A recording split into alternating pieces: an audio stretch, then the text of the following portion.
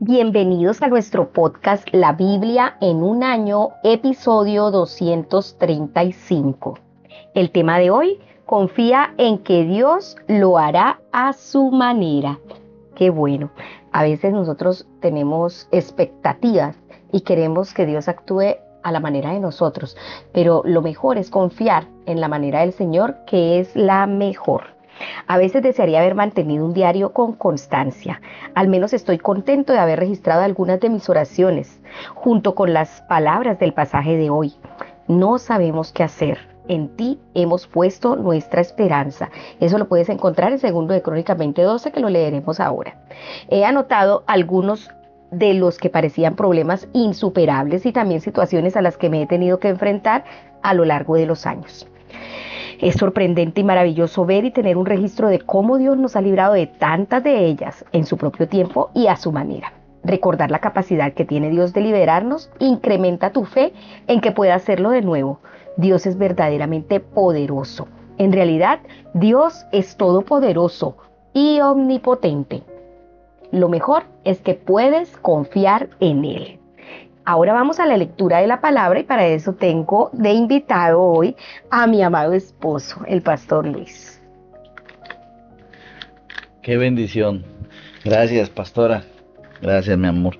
Bueno, vamos a hacer una lectura bien especial y la vamos a hacer en el Salmo capítulo 102. Vamos a leer versículos desde el 12 hasta el 17. Vamos a hacerlo en la Palabra de Dios para Todos, con sus siglas en español PDT. Pero tú permanecerás para siempre, Señor. Tu nombre se recordará de generación en generación. Tú te levantarás y le darás consuelo a Sión. Ya es tiempo de que tengas compasión de ella. Tus siervos les tienen cariño a sus piedras y sienten compasión aún del polvo de sus ruinas. Las naciones respetarán el nombre del Señor y todos los reyes de la tierra tendrán miedo cuando muestres tu gloria. El Señor reconstruirá la ciudad de Sión, la gente verá su gloria de nuevo. Dios responderá las oraciones de los sobrevivientes, escuchará sus ruegos. Amén, es reconfortante escuchar la palabra.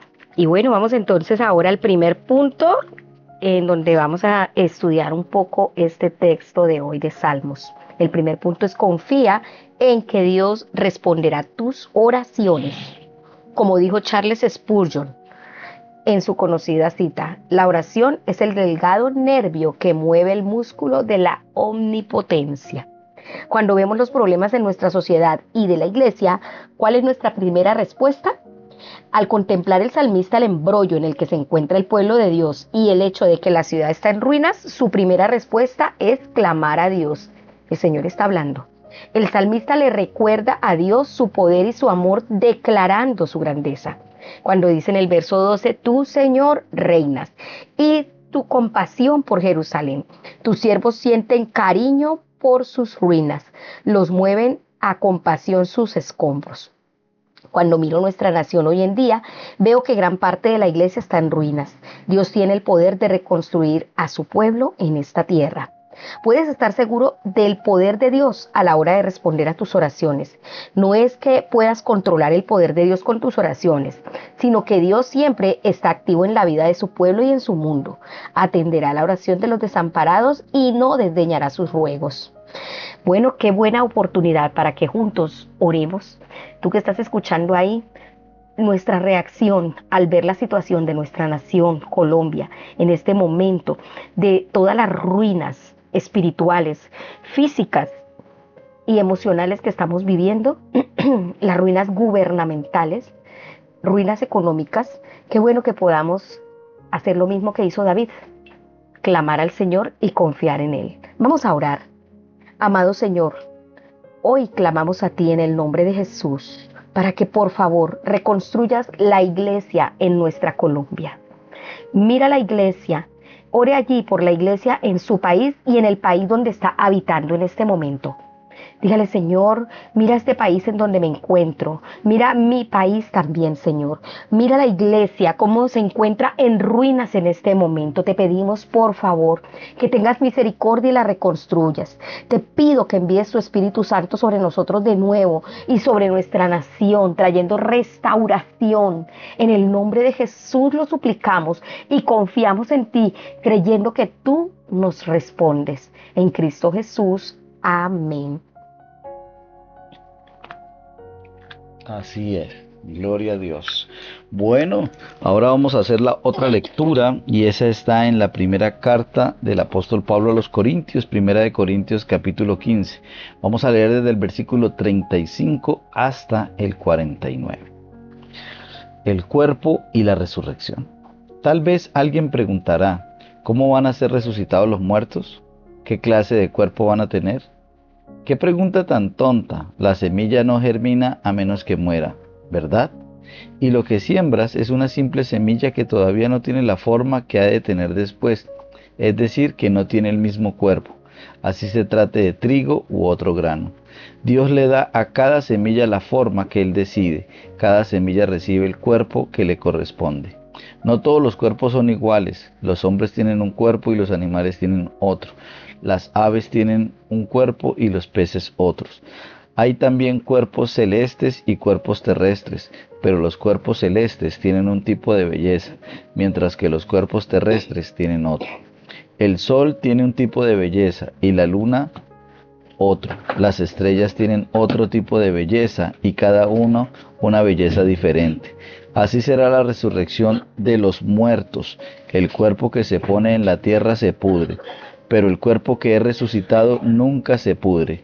El cuerpo que se entierra no tiene ningún honor, pero el que resucita es glorioso. El cuerpo que se entierra es débil, pero el cuerpo que resucita es fuerte. Lo que se entierra es el cuerpo físico, pero lo que resucita es el cuerpo espiritual. Pues así como hay cuerpos físicos, también hay cuerpos espirituales. Así está escrito. El primer hombre, Adán, se convirtió en ser vivo. El último Adán se convirtió en espíritu que da vida. Entonces el hombre espiritual no apareció primero, sino el hombre físico y luego el espiritual. El primer hombre viene del polvo de la tierra, en cambio, el segundo hombre viene del cielo. Los que pertenecen a la tierra son como el hombre que viene del polvo de la tierra, pero los que pertenecen al cielo son como el que viene del cielo. Ahora somos como el hombre que viene del polvo de la tierra, pero luego seremos como el hombre que viene del cielo. Muy interesante la lectura de hoy. Muy bien. Ahora vamos entonces al segundo punto, que está bastante llamativo. Confía en que Dios resucitará.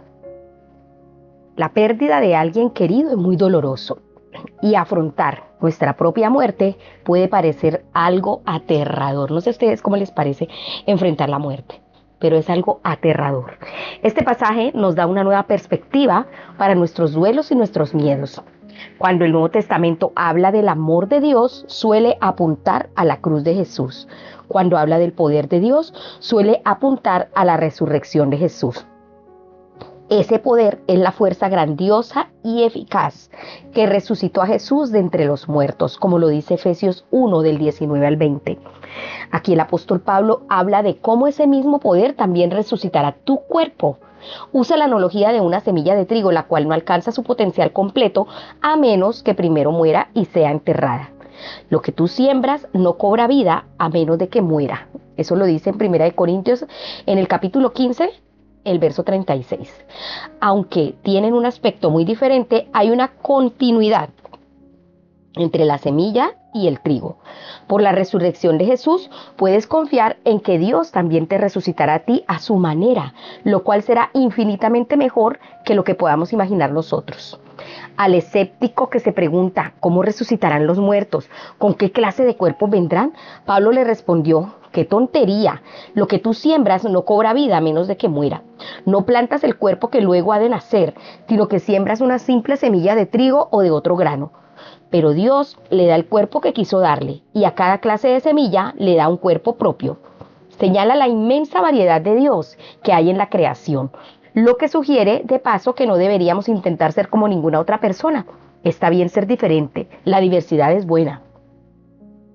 Te darás cuenta de la variedad de cuerpos y esto es sorprendente. Hay cuerpos de humanos, animales, pájaros, peces. Como dice la traducción bíblica al mensaje, puedes ver el reflejo de la diversidad de la gloria de la resurrección, viendo la diversidad de cuerpos que hay, no solo en la tierra, sino también en los cielos.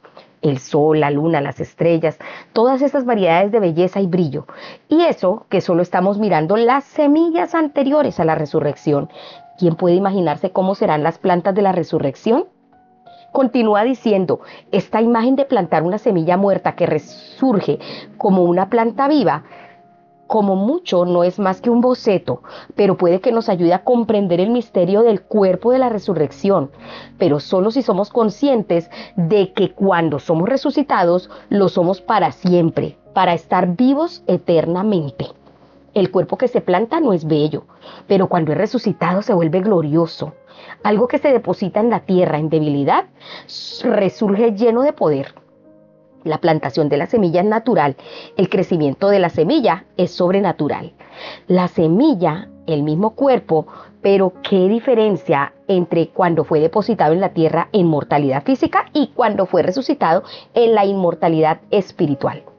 El cuerpo de resurrección y el cuerpo espiritual tienen la misma sustancia, aunque transformada. La resurrección es la creación ex vetere de lo viejo y no ex nihilo de la nada, ¿sí? O sea que la resurrección es la creación de lo viejo y no de la nada. La planta viene de la semilla. Nuestros cuerpos presentes no serán reemplazados por nuevos cuerpos, sino transformados en cuerpos de resurrección. Comprendemos eso, ¿verdad? O sea que no es de la nada, sino que es de nuestro cuerpo viejo el que será transformado. Jesús siguió siendo reconocible para sus seguidores con algo de ayuda. Había una continuidad y una discontinuidad en el cuerpo de resurrección. Jesús podía atravesar paredes y seguir comiendo pescado. Lo que ocurrió a Jesús te ocurrirá a ti. Tú, como Adán, tienes un cuerpo natural. Un día como Jesús, el segundo Adán, tendrás un cuerpo espiritual. Y así como hemos llevado la imagen de aquel hombre terrenal, llevaremos también la imagen del celestial.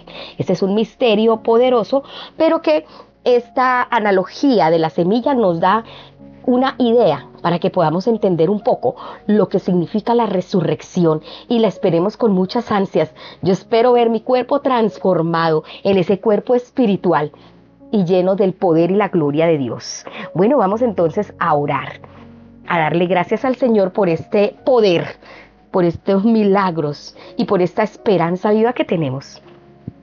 Amado Señor, quiero darte gracias, porque al igual que Jesús murió, fue sepultado y resucitado a la vida, también nosotros seremos resucitados mediante tu poder y tendremos un cuerpo espiritual como Jesús. Esa es nuestra esperanza de gloria. Por eso no tienes por qué afligirte por las cosas que te pasan en esta vida, porque vas a vivir eternamente y en gloria. Bueno, y ahora vamos a hacer la tercera lectura de este podcast y dirijámonos al Antiguo Testamento. Vamos a irnos al segundo libro de Crónicas, capítulo 18. Vamos a leer desde el versículo 28 hasta el 34. Continuamos en la PDT. Entonces el rey Acab y Josafat fueron a pelear en contra del ejército de Siria en Ramot de Galaad. Acab le dijo a Josafat: preparémonos para la batalla. Me disfrazaré para ocultar que soy el rey, pero tú vístete de las vestimentas reales. Así que el rey de Israel empezó la batalla vestido como cualquiera que no es rey. El rey de Siria tenía comandantes de carros de combate y les dijo que nadie tenía tanta importancia para él como el rey de Israel. Por eso les ordenó buscar al rey de Israel y matarlo sin preocuparse por el resto del enemigo. Así que durante la batalla los comandantes de carruajes se fijaron en el rey Josafat, pensando que era el rey de Israel. Cambiaron de rumbo para atacarlo. Cuando Josafat comenzó a gritar y el Señor lo ayudó, Dios hizo que se apartaran de él. Al ver que no era el rey Acab, dejaron de perseguirlo. Sin embargo, un soldado tiró una flecha al aire y sin apuntar a nada en particular, la flecha entró por un pequeño espacio entre la muralla entre la malla y la armadura de Acab, el rey de Israel. Entonces Acab le dijo al conductor del carro: me hirió una flecha, sal del área y retirémonos de la batalla. Los ejércitos continuaron en batalla y el rey Acab se quedó en su carro. Se apoyó en el carro mirando el ejército de Siria hasta caer la tarde y murió al ponerse el sol. Bueno, ahora con el capítulo 19. Segundo libro de Crónicas, capítulo 19. Continuamos con la PDT. Josafat, rey de Judá, volvió a su casa en Jerusalén, sano y salvo. Pero el vidente Jehú, hijo de Hanani, le dijo al rey Josafat: ¿por qué ayudas al perverso y haces amistad con los enemigos del Señor? Debido a eso el Señor está enojado contigo. Sin embargo, tienes a tu favor que quitaste los postes de Aserá del país y tomaste la decisión de seguir a Dios de todo corazón. Aunque Josafat vivía en Jerusalén, salía a visitar a su pueblo, desde Berseba hasta la región montañosa de Efraín, para hacerlo volver al Señor, Dios de sus antepasados. Josafat entonces estableció jueces en cada una de las ciudades fortificadas de Judá. Él le dijo a los jueces: fíjense en lo que hacen, no están ejerciendo su cargo en nombre de seres humanos, sino en nombre del Señor, quien estará con ustedes cuando dicten sentencia. Así que tengan respeto al Señor y obren con mucho cuidado, porque el Señor nuestro Dios no permite injusticias, favoritismos ni sobornos. En honor al Señor, Josafat también estableció en Jerusalén una administración de justicia que trataba disputas. Estaba formada por miembros del grupo de los levitas, los sacerdotes y los jefes familiares. Entonces volvieron a Jerusalén. Josafat les dio esta orden: actúen con el debido respeto al Señor, con fidelidad y con integridad. Cuando la gente de sus ciudades le traiga casos en los que deben decidir si una muerte fue producto de un crimen o no, casos en cuanto a la ley, los mandamientos, los estatutos o decretos, ustedes tienen que advertirles que no pequen contra el Señor, para que Dios no se enoje contra ellos. Si actúan así, no tendrán culpa. El sumo sacerdote Amarías los presidirá en todo el asunto que tenga que ver con el Señor. Zebadías, hijo de Ismael, se encargará de todos los asuntos del rey en Judá, y los levitas les ayudarán a ustedes como escribas. Tengan cuidado en todo lo que hagan, y que el Señor esté con el que haga lo correcto. Uy, qué interesante. Bueno, capítulo 20 del segundo libro de Crónicas. Continuamos con la PDT. Guerras de Josafat. Después los moabitas, los amonitas y los menuitas le declararon la guerra a Josafat. Esto se le informó a Josafat: viene un gran ejército contra ti desde Edom, desde el otro lado del mar Muerto, y ya están en Hasezón Tamar, es decir, en Engadi. Josafat se llenó de temor y buscó la ayuda del Señor, así que proclamó ayuno en todo Judá. Los de Judá se reunieron para pedir ayuda al Señor. También de todas las ciudades de Judá llegaron para pedir ayuda al Señor. Josafat se puso en pie frente al atrio nuevo del templo del Señor, ante la asamblea de Judá y Jerusalén, y les dijo: Señor, Dios de nuestros antepasados, ¿acaso no eres tú el Dios de los cielos que dominas a todas las naciones? ¿Acaso no está en tus manos el poder y la fuerza, que no hay quien te pueda hacer frente? Tú fuiste quien expulsó a los habitantes de toda esta tierra para dársela a los descendientes de tu amigo Abraham. Ellos la habitaron e hicieron un templo en tu honor, diciendo: si nos viene algún mal, espada, juicio, epidemia o hambre, nos presentaremos delante de este templo y delante de ti, porque en este templo se da honra a tu nombre. Clamaremos a ti y tú nos escucharás y nos salvarás. Pues aquí están los amonitas, los moabitas y los del monte de Seir. No dejaste que nosotros los atacáramos cuando salimos de Egipto. Los dejamos tranquilos y no los destruimos. Ahora en pago nos atacan para expulsarnos de la tierra que tú nos diste en posesión. Dios nuestro, ¿acaso no vas a castigarlos? Es que no tenemos fuerza para enfrentar a semejante ejército que se nos viene encima. No sabemos qué hacer y por eso nuestros ojos están fijos en ti. Todos los hombres de Judá estaban en pie ante el Señor junto con sus hijos, sus mujeres y sus niños. En plena asamblea vino el Espíritu del Señor sobre Jaasiel, hijo de Zacarías, y descendiente en línea directa de Benaías, Jehiel y Matanías, el levita de los hijos de Asaf. Él dijo: presten atención ustedes, todo Israel y habitantes de Jerusalén, y tú, rey Josafat, así dice el Señor: no tengan miedo y no pierdan la esperanza ante este gran ejército, porque esta guerra no es de ustedes, sino de Dios. Bajen contra ellos mañana. Ellos vendrán subiendo por la cuesta de Cis y ustedes los encontrarán al final del valle, frente al desierto de Jeruel. Ustedes no tendrán que luchar en esta batalla. Quédense quietos en sus puestos y verán cómo el Señor los salvará.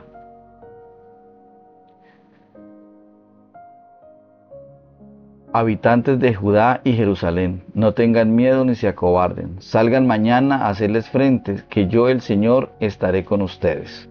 Josafat, todo Judá y los habitantes de Jerusalén se postraron rostro en tierra ante el Señor y adoraron al Señor.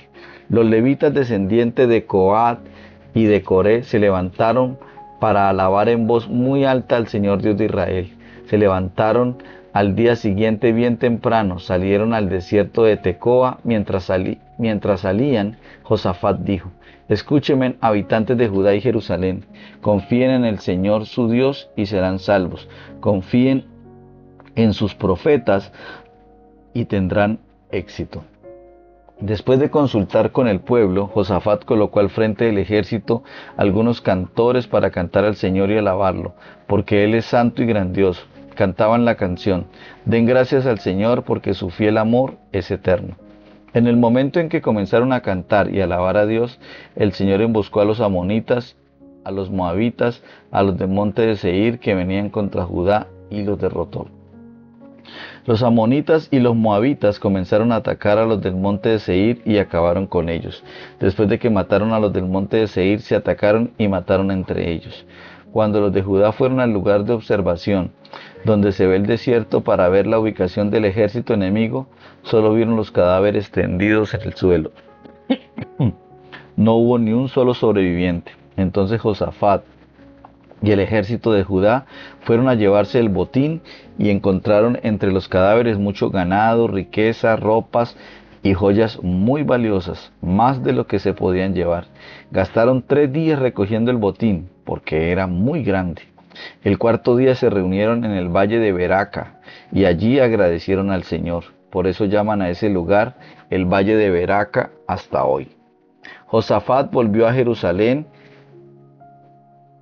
a la cabeza de todos los hombres de Judá. Todos iban muy contentos porque el Señor los había llenado de alegría al haber derrotado a sus enemigos. Entraron a Jerusalén con la música de arpas, de liras y de trompetas, y se dirigieron al templo del Señor. El terror de Dios se apoderó de todos los países vecinos cuando se enteraron que el Señor había luchado contra los enemigos de Israel. Por eso el reinado de Josafat tuvo tranquilidad y Dios le dio paz en todas sus fronteras. Fin del reinado de Josafat. Josafat reinó sobre Judá. Tenía 35 años cuando llegó al poder y reinó en Jerusalén 25 años. Su mamá se llamaba Azuba, hija de Silhi. Josafat fue bueno como lo fue su papá, e hizo todo lo que el Señor consideraba correcto. Lo único que no hizo fue prohibir los santuarios sobre las colinas, porque otra vez el pueblo no fue completamente fiel al Dios de sus antepasados. El resto de los hechos de Josafat, de principio a fin, fue escrito en la historia de Jehú, hijo de Hanani, que están incluidas en el libro de los reyes de Israel. Después de estas cosas, Josafat, rey de Judá, se asoció con Ocosías, rey de Israel, un hombre perverso, para hacer una flotilla de barcos que iría a Tarsis. Los barcos se hicieron en Esión-Geber. Entonces Eliezer, hijo de Dodías, profetizó así en contra de Josafat mientras estaba en Maresá: debido a que te has asociado con Ocosías, el Señor destruirá lo que estás haciendo. Y así sucedió. Los barcos se hicieron pedazos y no pudieron ir a Tarsis. Bueno, vamos ahora a hacer una lectura ahí en el segundo libro de Crónicas, capítulo 21. Vamos a leer versículo 1, 2 Jorán, rey de Judá. Josafat murió y fue sepultado con sus antepasados en la ciudad de David. Entonces su hijo Jorán reinó en su lugar. Estos eran los hermanos de Jorán, hijos de Josafat: Azarías, Jehiel, Zacarías, Azarías, Micael y Cefatías.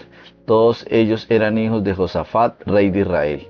Él les había dado muchos objetos de plata, oro y otros objetos de valor. También les había dado ciudades fortificadas en Judá, pero el reino se lo dejó a Jorán porque él era su hijo mayor. ¡Wow! ¡Qué bendición toda esta lectura! Bueno, ahora vamos entonces al tercer punto, y la verdad es que es un título reconfortante que nos da esperanza, que nos llena de confianza y paz. Tercer punto: confía en que Dios librará tus batallas. Al leer estos textos que acabamos de leer, nos llenamos de confianza. Entendemos que nuestros enemigos se acabarán entre ellos mismos. Entendemos que el Señor es el que pelea nuestras batallas. ¿A qué batallas te enfrentas en tu vida? Josafat tenía sus batallas contra varios hitas, los moabitas, los amonitas y mehuitas. Pero como dice Joyce Meyer, con nosotros están los miedoitas, enfermedaditas, pobrecitas, mal matrimonioitas, estresitas, vecino fastidiositas, inseguriditas, rechazadoitas, y la lista sigue. Cada uno, usted sabe cuáles son los itas que está enfrentando en este momento. Cuando combatió contra el rey Aram, Josafat gritó y Dios, el Señor, lo ayudó. En esto vemos la providencia y soberanía de Dios. Dios permitió que una flecha perdida matara al rey de Israel, pero protegió a Josafat, quien clamó a Dios. Josafat hizo volver al pueblo al Señor, nombró jueces y los llamó a evitar la injusticia, la parcialidad o los sobornos. Qué diferente sería el mundo de hoy en día si todos los jueces fueran así. A pesar del hecho de que Josafat siguió al Señor, dice que siguió el buen ejemplo de su padre Asa y nunca se desvió de él, sino que hizo lo que le agrada al Señor. Eso lo leímos en el capítulo 20, verso 32. Continuó afrontando batallas. Que en este momento de tu vida tengas que enfrentar batallas no significa que hayas hecho nada malo. A veces has de enfrentarte a las batallas no porque estés haciendo algo mal, sino por lo contrario, porque estés haciendo las cosas bien. Un vasto ejército vino contra él. Josafat proclamó para toda la nación un ayuno y convocó junto con este un encuentro de oración masivo mediante encuentros regionales. Oró a Dios reconociendo su poder. Es tal tu fuerza y tu poder que no hay quien pueda resistirte.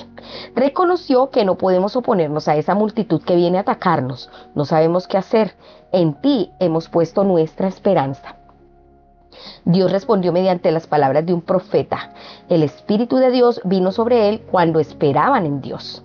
Dijo: no tengan miedo ni se acobarden cuando vean ese ejército, porque la batalla no es de ustedes sino mía.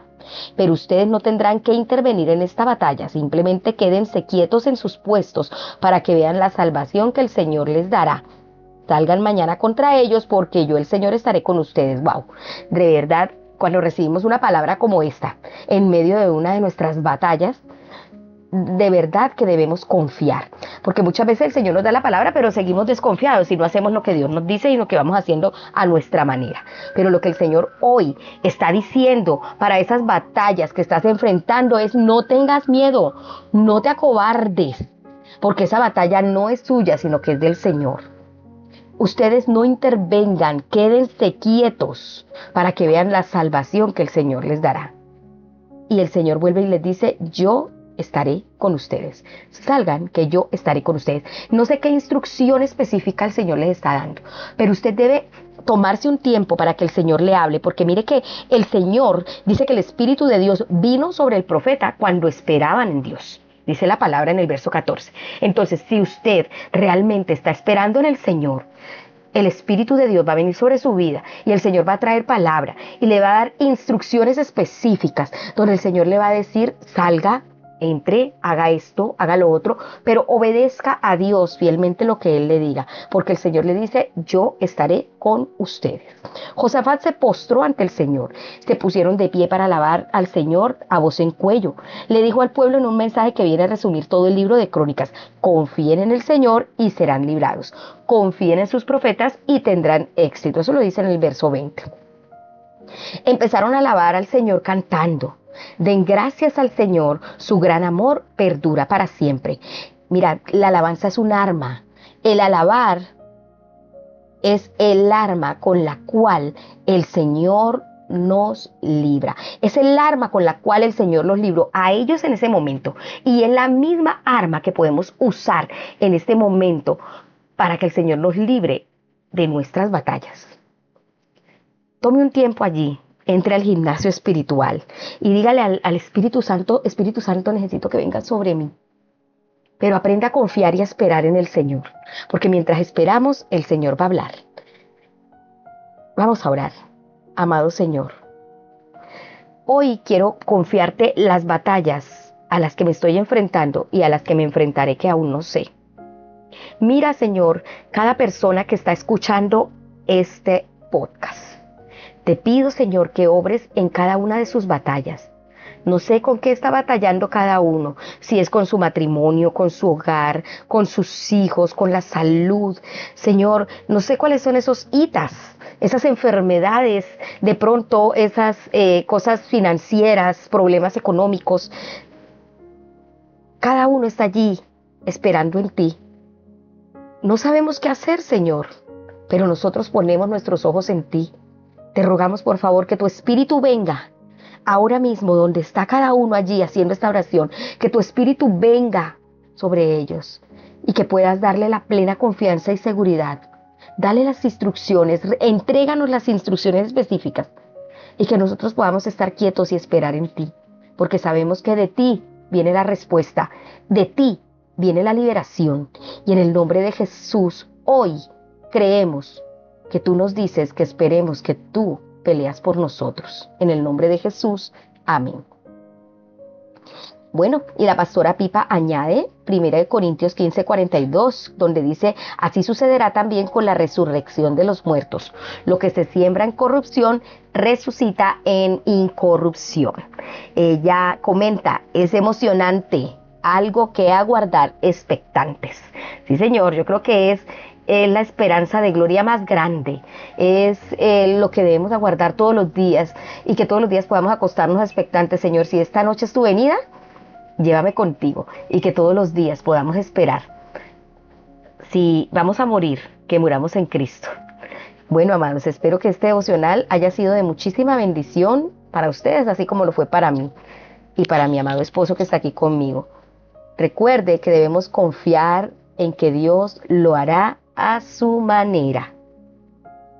Recuerden que este devocional fue escrito por el pastor Nicky Gumbel de la iglesia HTB en Londres y las voces de este podcast fueron de Luis Alfonso González y Marisol Rojas. Que el Señor les bendiga.